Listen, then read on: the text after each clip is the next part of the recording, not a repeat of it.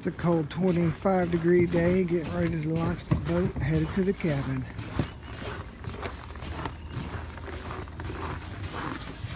Look, Gunner. Part 2 of launching in the winter time is we got the buddy heater down here, warming stuff up on the inside, but our little dog's freezing. And then you gotta scrape all the ice off the windshields on the inside and the outside. Let the boat warm up real good before you even think about setting out.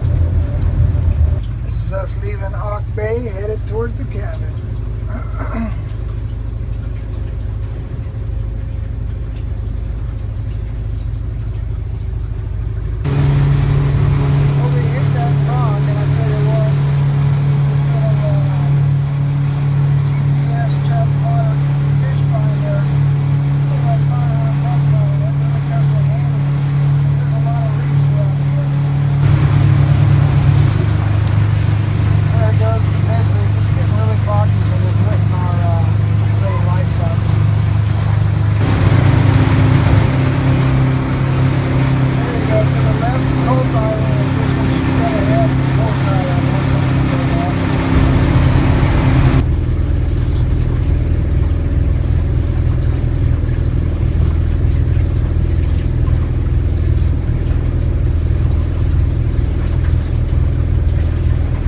Parking lot here. And we'll show you how we get our boat docked and back out in the water.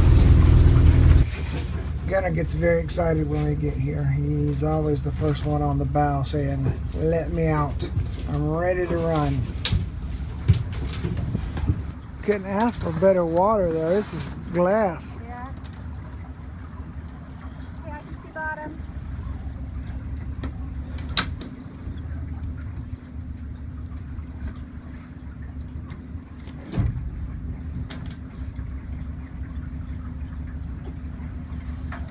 The tricky part is just getting your boat docked fast enough to hit the beach, but not fast enough to ram it. I think that's it. And then pull your motor up. And then I've got my lovely first mate out there, and she'll jump out, catch the boat, and then we'll start offloading stuff. The tide's going out, so we can offload it and then not worry about the tide coming up and washing it away. But if it's coming in, then we have to take it up the hill a little ways.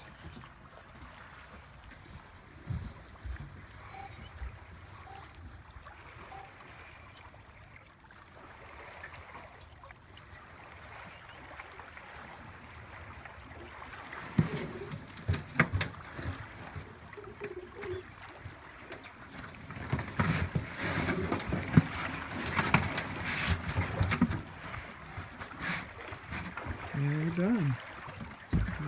There goes Gunner. Big dummy.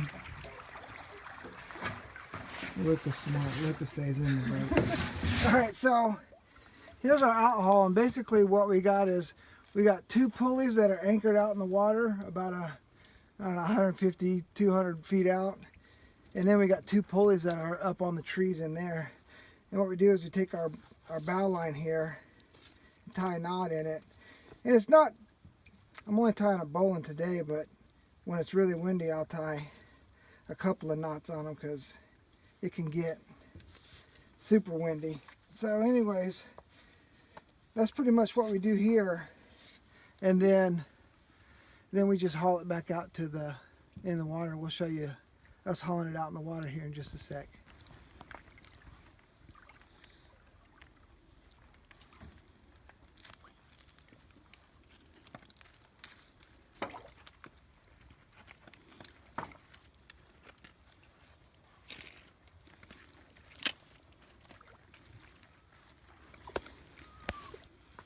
Oh, Luca.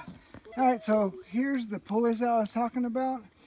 Once we get it anchored out there, then basically we bring it, we got a rope up here, our line, that we just tie it off here. That way when it gets really windy, it won't allow this rope to bring our boat back to shore and slap up against the rocks. So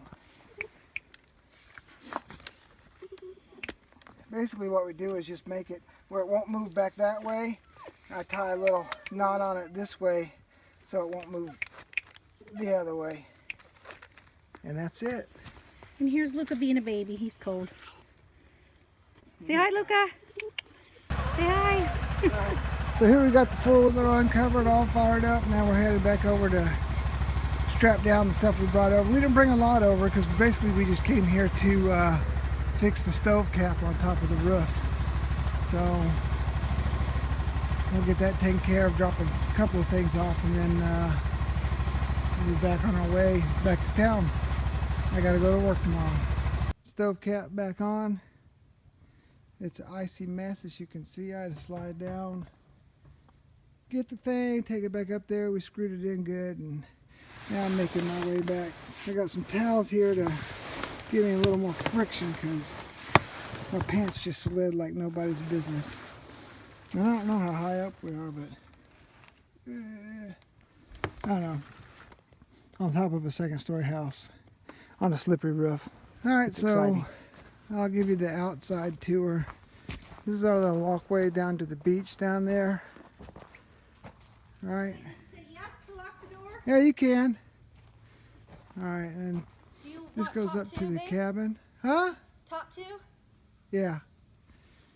Second story. I think this summer we're going to try to put some new siding on the outside here. Got a four-wheeler, little trailer to carry our stuff and whatnot. We got extra wood and supplies underneath there. We built this little wood shed last summer. It's got all of our wood and whatnot in it. The house didn't have any water, so we hooked up this little rain catchment. And then back there, that's our outhouse. There's the old outhouse that they had. And then that's our backyard. Like I said, I mean, we've got great plans, but everything takes time. And I only get a week off once a month pretty much, so we do what we can. Here's our old wood stove that we took out. We put a new wood stove in. It really wasn't doing as good a job as it could. So anyways, that's about it. We'll do more videos later. Bye. Alright, so anyways, this is kind of what it looked like when we got the place, but we came through and we limbed up all the trees about 15 feet in front of the house. That way we could see. You couldn't even see the water when we first got the place. So we'll come down here. We got a little picnic area down here. A lot of people want to know how far we are away from town. So on a good day like this, when the water's flat, we're about 30 minutes. We got to go around the island this way, and that's Douglas Island. We got to go around the backside of Douglas Island. So there's people that live on Douglas. I mean, that's a big part of Juneau, but they live on, there's nobody that lives on this side. It's pretty much all remote. And then, like I said, there's our little picnic area. We got to rebuild the picnic bench, and we got a little fire pit there. And that's it. That's Admiralty. All that's Admiralty right there. And so if you know anything about Admiralty, that's got the largest brown bear per square mile in America, maybe the world. I mean, there's more brown bears on that island than there is people. So you got to be careful. They don't come too much over here, but when they're out, every once in a while they will come out and you'll see them. But normally it's mama and cubs. But anyways, just wanted to give you a little insight of what we got going on here. We'll do a video on the inside of the cabin, but the weather was really bad this whole week, so we only got out here for one day. We had like 30-knot winds and 6-foot seas, and on my little 20-foot boat, that's too much. So we stayed in town.